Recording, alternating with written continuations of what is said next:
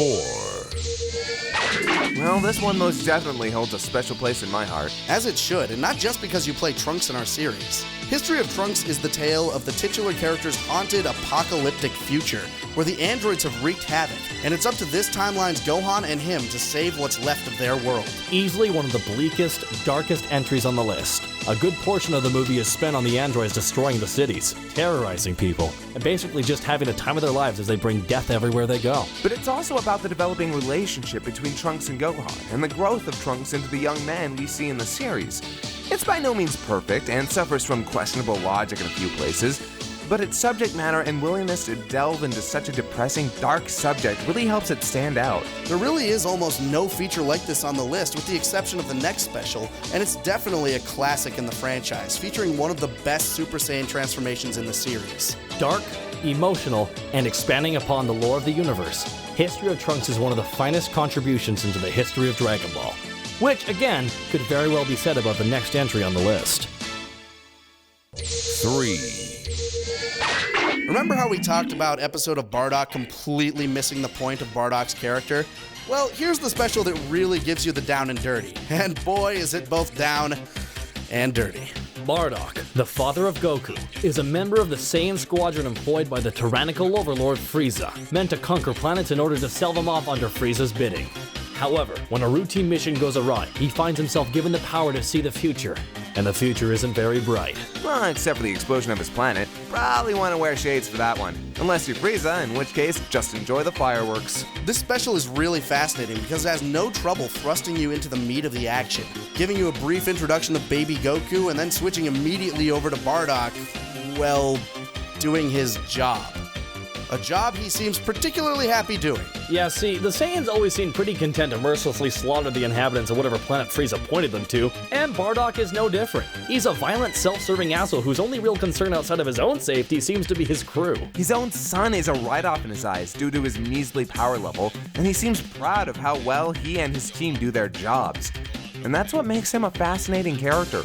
Bardock isn't a good person, he's just the protagonist. Don't let the English dub fool you either. Until the very end of this film, Bardock is a stone-cold killer out to stop Frieza from destroying his race. At no point does he repent. He merely finds solace in knowing that Goku will carry on the legacy of the Saiyans and defeat Frieza. So the march to the end of days for Bardock is a sordid, depressing tale that we all know will end in tragedy, at least for Bardock and the Saiyans. And the action and drama on display here are fantastic. Long story short, this is one of the most tragic stories in the entire series, told with a completely atypical protagonist that expands the lore of the franchise. It definitely earns its spot in the top 3. Now, let's return to some more light-hearted fare, shall we? I'm so excited! 2. Yes!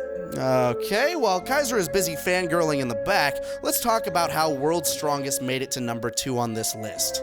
The premise opens with Gohan and Oolong searching for the Dragon Balls. What they come across is the evil Dr. Cochin, who's already gathered the orbs to thaw the frozen overlayer of his master, Dr. Wheelo. The evil scientist, reduced to nothing but his brain, is seeking out a new body to inhabit, the world's strongest man.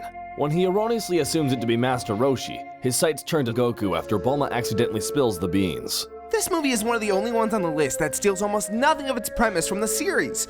Dr. Wheelo is an entirely new villain, top to bottom, and his bio-warriors are only somewhat similar to the androids in Dragon Ball beforehand. Hell, an evil scientist reduced to a brain utilizing artificially created warriors to hunt down Goku? It's like a rough draft for the Android saga. Although, one thing this movie does rip whole hog is the design of the Biomen. It's like, what, did they think we'd suddenly forget what Cybermen look like? Hell, Piccolo even kills one of them in the exact same way. Yeah, but besides the familiar Kamehameha battle near the end and obligatory Spirit Bomb win, that's where the similarities stop, and what we're left with is a beautifully animated original plot about Goku having to save not only his friends, but his kinda sorta rival? From the clutches of Dr. Wheelo. Hell, even Master Roshi gets in on the action, in a big way. And we are treated to not just some of the best fighting in the series, but inventive action sequences that really play to the strengths of that old animation style. The game of death progression to Wheelo's compound is so engaging, and the fight against Piccolo? Absolutely worth every second. And they even managed to fit in Gohan's rage boost in an inventive manner. Jesus, Kaiser, if you love this movie so much, why don't you just abridge it? Maybe I will! 2 million subscribers, bitches! You heard me! That's when we'll do World's Strongest! Well, you heard it here first, folks. If you haven't seen World's Strongest yet, fix that. Immediately. Before we cover our number 1, let's go over some honorable mentions.